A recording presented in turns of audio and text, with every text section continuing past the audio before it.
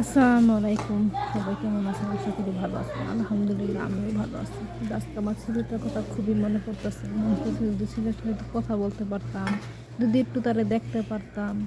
একটা মা একটা সন্তানরে পেটে ধরে ১০ মাস ১০ দিন পেটে রাখে, দুনিয়া টানে কিন্তু মা তার কাছে রাখতে পারে না। স্বামীর সাথে কিছু হয়ে গেলে, তালাক হয়ে গেলে সন্তানরা সাথে সাথে দেওয়া লাগে স্বামীর কাছে। এটা যে কত বড় কষ্ট একটা মার জন্য, এটা কেউ বোঝে না। যারা মা হইছে তারা বোঝে।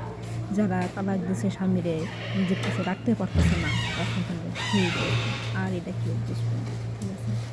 আসলে আমার কষ্ট করার কোনো মানুষ নাই, তাই আমি আপনাদের সাথে শেয়ার করলাম আমার কষ্টের কথা। ঠিক আছে? সবাই বলবেন আসলে কি, আসলে একটা মা কি চায় তার সন্তানকে পাশে রাখে। আমিও চাই। আমার কাছে টাকা আছে, আমি যেহেতু বিদেশ থাকতেছি, উপার্জন করতেছি, কিন্তু আমার কাছে আমার সন্তানটা নাই।